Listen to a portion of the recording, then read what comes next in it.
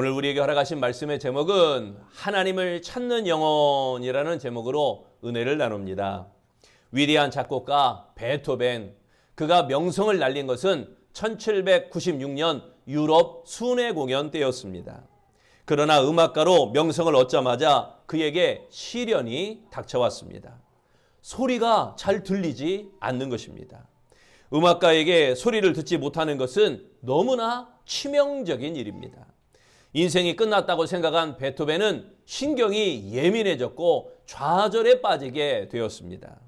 그의 나이 31살 때 삶의 의욕을 잃어버리고 자살을 결심했습니다. 하일리겐슈타트의 유서는 베토벤이 동생들에게 쓴 유서로 그가 겪었던 좌절과 공포가 모두 담겨 있습니다. 다행히 그 자살을 실행에 옮기지 못하였고 유서는 베토벤이 죽은 후에 발견이 되었습니다. 베토벤은 자신에게 닥쳐온 시련과 싸우며 음악 활동을 계속하였습니다. 유명한 작품 교향곡 3번 영웅, 그리고 교향곡 5번 운명, 교향곡 9번 합창 모두가 유서를 작성한 후에 작곡된 그런 곡들입니다. 뮤지컬 루드위그라고 하는 그런 뮤지컬이 있어요. 여기에 베토벤이 유서를 작성한 날 무엇이 그를 생명의 길로 이끌었는지를 거기에 이야기를 하고 있습니다. 작가의 상상력이지만 베토벤이 죽음을 생각하던 날 밤 마리라는 여자가 한 소년을 데리고 방문을 두드립니다. 아이의 이름은 발터인데 그녀를 가르치던 스승의 아들이었습니다. 아이가 영국에 보내질 위기 상황에 마리는 베토벤에게 이 소년을 제자로 받아달라고 부탁을 합니다. 스승이 갑자기 죽는 바람에 발터는 고아가 되어버렸습니다. 그래서 그녀는 발터의 보호자가 되기 위하여 탄원서를 내는데 법원은 발터가 베토벤의 제자가 되어야 한다, 이렇게 판결을 내린 것입니다. 하지만 베토벤은 죽음을 생각하고 있었기에 마음의 여유가 없어서 그녀의 부탁을 거절을 합니다. 그러나 마리의 등장으로 베토벤은 자신이 살아야 될 이유를 발견하게 됩니다. 결국 베토벤은 시련을 이기며 불후의 명곡들을 작곡하게 되었습니다. 불행을 딛고 하나님이 주시는 영감으로 일어선 것입니다. 베토벤은 절망적 상황에서 하나님을 찾았습니다. 절망은 기회가 되었던 것입니다. 하나님은 우리가 힘든 상황에 놓여 있을 때 우리 옆에 계십니다. 한 번도 놓치지 아니하시고 나를 지켜보고 계십니다. 여러분, 그러기에 하나님을 찾아야 됩니다. 그리하면 힘든 상황은 오히려 하나님이 일하시는 기회가 되어질 것입니다. 그러므로 우리 크리스천들은 위기는 곧 기회라는 것입니다. 아무리 힘들고 아무리 고통스러워도 하나님을 찾으시기를 바랍니다. 우리가 봉독한 말씀 시편 42편은 다윗이 압살롬의 공격을 피하던 중 시온의 성막을 그리워하며 지은 시가 바로 시편 42편입니다. 절망 중에 하나님을 찾는 모습이 하나님의 백성들에게 교훈이 되었기에 그것을 마스길 이렇게 불렀습니다. 1절에 말씀합니다. 내 영혼이 주를 찾기에 갈급하나이다. 여기에 주를 찾기에, 이 말씀은 하나님 없이 살 수 없는 상태를 의미하고 있습니다. 시인은 하나님을 찾는 갈급함이 얼마나 강렬했는지 그 시냇물을 찾는 목마른 사슴에 그것을 비유하고 있던 것입니다. 다윗은 혼신을 다하여 하나님을 찾았습니다. 다윗은 하나님의 도우심을 바라는 모습이 갈급한 사슴과 같다고 고백하고 있는 것입니다. 여기에 시냇물은 하나님의 도우심을 상징합니다. 그리고 시냇물은 하나님의 은혜를 상징하는 것입니다. 그러므로 지치고 힘든 영혼은 반드시 하나님을 찾아야 됩니다.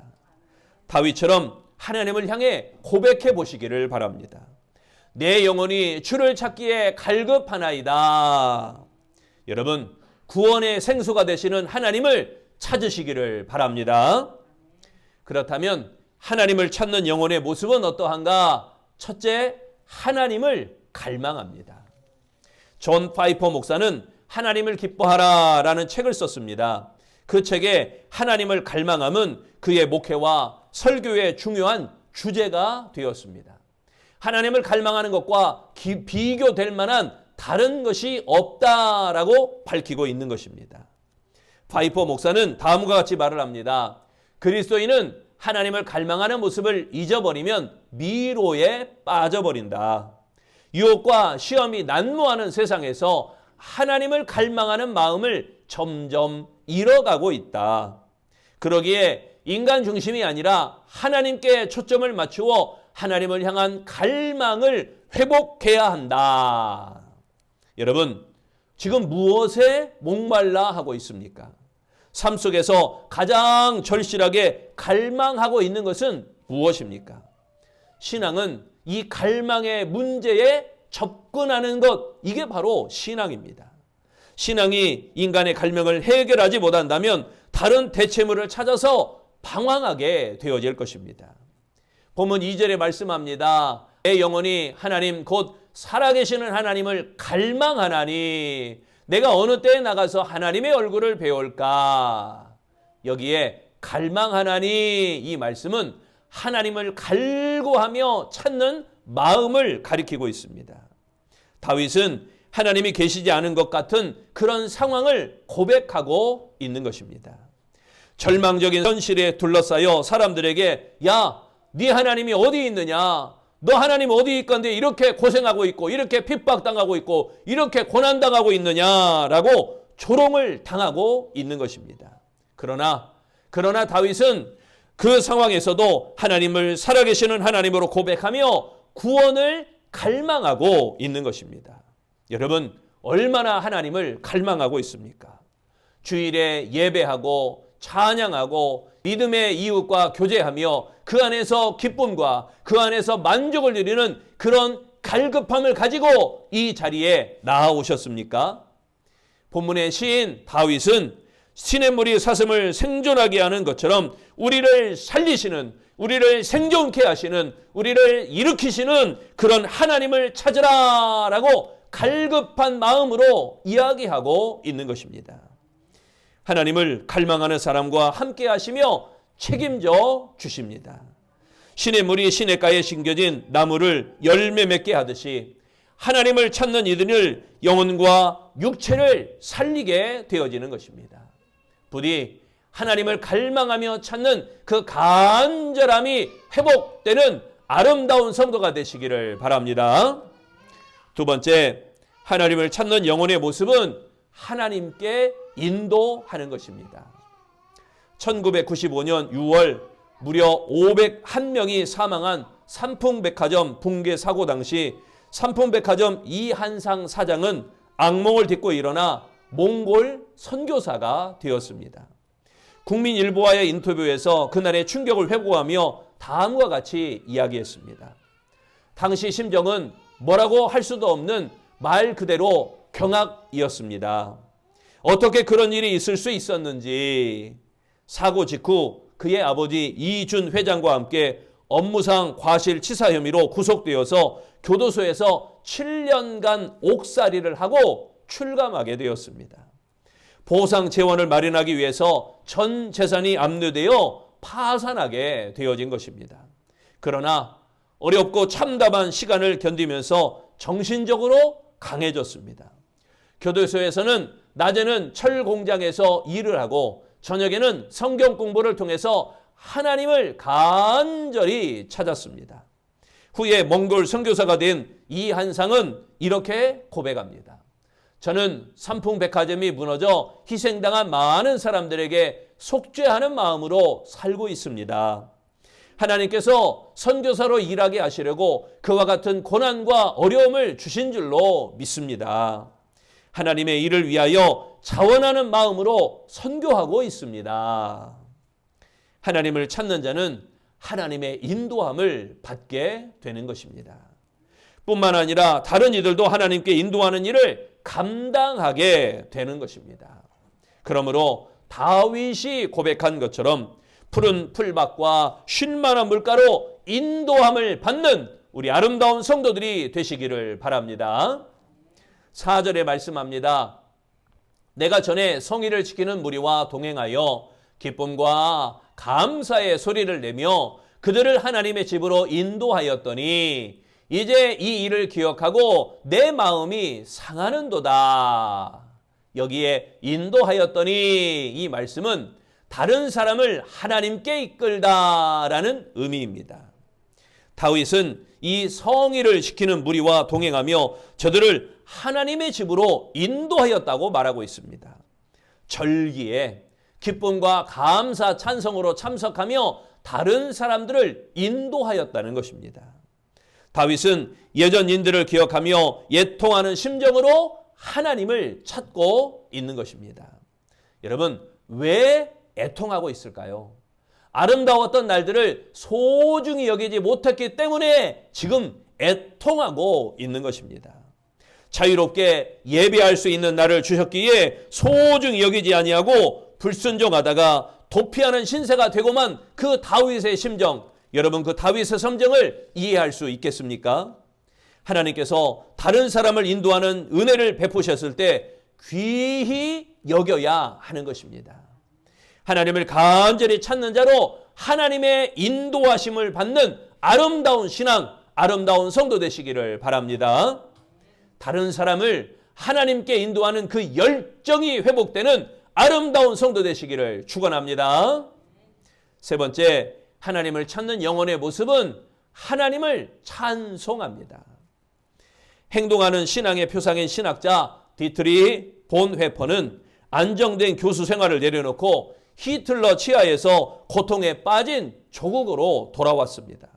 그러나 돌진하는 미친 운전자와 같은 히틀러를 제지하려는 일에 실패하고 말았습니다. 1945년 4월 9일 포로펜듀르크 강제 수용소에서 사형에 처해지기 전 감방 동료들과 마지막으로 예배하며 그는 이렇게 고백하였습니다. 주님은 살아계십니다. 비록 흑암 가운데 산다고 해도 우리에게는 광명의 세계, 소망의 세계가 있습니다. 그리고 부활의 주님이 살아계시기에 결코 낙심하지 말아야 합니다. 감방에서 그의 마지막 예배가 끝나고 그의 마지막 찬송을 부르며 사형장으로 가던 그는 돌아서서 갇혀있는 이들을 향해서 다음과 같은 마지막 인사말을 남겼습니다. 이것이 마지막이군요. 그러나 이것은 또 다른 삶의 시작입니다. 본회퍼 목사, 그의 일생은 39년이라는 불과 짧은 세월이었지만 그가 남긴 감동과 그가 남긴 교훈은 쉽게 잊혀지지 않을 만큼 강렬했던 것입니다. 사형장으로 끌려가면서도 찬송을 부를 수 있었던 것은 부활 신앙이 있었기 때문인 것입니다. 죽음 앞에서 하나님을 찾는 영혼은 광명의 세계를 바라봅니다. 죽음은 영원한 삶의 시작이라는 확신으로 하나님을 찬송할 수 있는 것입니다. 5절에 말씀합니다. 내 영혼아, 내가 어찌하여 낙심하며 어찌하여 내 속에서 불안해하는가? 너는 하나님께 소망을 두라. 그가 나타나 도우심으로 말미암아 내가 여전히 찬송하리로다. 여기에 찬송하리로다 이 말씀은 하나님을 높이다라는 의미입니다. 다윗은 영혼이 불안하며 낙심하는 이유를 믿음이 부족하기 때문이라고 말하고 있는 것입니다. 다윗은 영적으로 침체된 영혼을 향하여 다음과 같이 힘차게 외치고 있습니다. 하나님을 바라라. 하나님의 도우심을 찬송하라. 불안과 염려는 외부적인 환경보다 믿음이 약해질 때 불안하고 믿음이 약해질 때 염려가 되는 것입니다. 하나님을 가까이 하는 믿음만 있다면 불안하지 않습니다. 하나님을 가까이 하는 믿음만 있다면 염려되지 않습니다. 견딜 수 없는 고통이 여러분을 사로잡고 있습니까? 자신을 힘들게 하는 절망적인 무엇인가가 있습니까? 그렇다면 여전히 하나님을 찬송하시기 바랍니다. 하나님을 높이며 하나님을 더욱 찬송하시기를 바랍니다.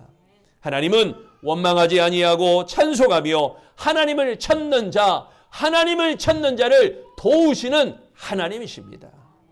부디 하나님을 앙망하며 하나님을 송축하는 그 찬송이 회복되는 아름다운 성도 되시기를 축원합니다. 아프리카 최초로 복음을 전한 선교사 리빙스턴, 그의 그가 특강을 하기 위하여 영국 캠브리지 대학교 학생들에게 방문하여 이렇게 이야기했습니다. 나는 하나님이 주신 직책을 즐거워하는 일을 멈춘 적이 없습니다. 사람들은 내가 아프리카에서 희생을 많이 했다고 말을 합니다. 그러나 나는 영원토록 갚지 못할 하나님의 은혜에 지극히 작은 부분을 갚았을 뿐이기에 희생이라고 말할 수 없습니다. 선교 사역을 행하면서 마음의 평안, 선을 행한다는 의식, 그리고 영광스러운 하나님의 나라에 대한 소망의 축복을 이미 받았습니다. 그러기에 어찌 그 일을 희생이라고 할 수 있겠습니까? 그러한 생각을 버려야 합니다. 아프리카 선교 사역은 결코 희생이 아니었습니다.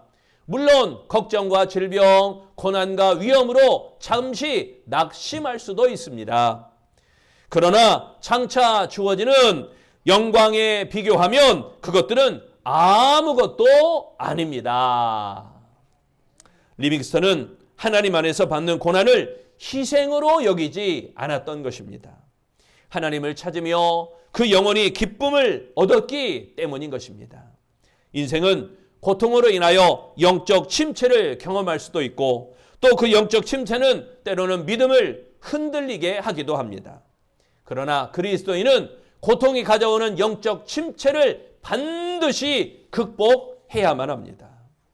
다윗은 절망과 불안에 휩싸여 있었습니다. 그러나 다윗의 중요한 점, 절대 낙심하지 않았다는 것입니다. 원망하지도 않았다는 것입니다. 오히려 그 순간 하나님을 찾았습니다. 다윗은 사슴이 시내물을 찾는 것처럼 하나님을 찾기에 갈급하였다고 이야기하고 있습니다.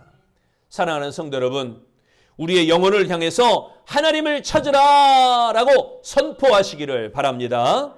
우리 영혼을 향해서 내 영혼아 주를 찾기에 갈급하라라고 외치며 간절히 하나님을 찾으시기를 바랍니다. 오늘 우리는 목마른 사슴이 시냇물을 찾음과 같이 갈급해져야 할 줄로 믿습니다. 하나님을 갈망하는 심령이 되어 하나님을 찾으시기를 바랍니다. 하나님께 인도하는 열정이 회복되어 하나님을 찾으시기를 바랍니다.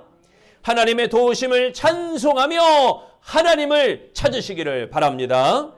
그리하여 간절히 하나님을 찾는 우리 아름다운 성도들로 우리의 삶이, 우리의 신앙이 아름다운 역사로 회복되어지시기를 축원합니다. 기도하겠습니다. 우리를 회복시키시는 하나님, 다윗이 선포한 것처럼 목마른 사슴이 시냇물을 찾음과 같이 하나님을 간절히 찾는 다윗과 같이 우리가 하나님을 갈망하는 심령이 되기를 원합니다. 하나님께로 인도하는 열정이 회복되기를 원합니다. 하나님의 도우심을 찬송하기를 원합니다. 그로 말미암아 하나님을 간절히 찾는 우리 아름다운 성도들이 다 되어지도록 축복하시기를 예수님 이름으로 기도합니다. 아멘.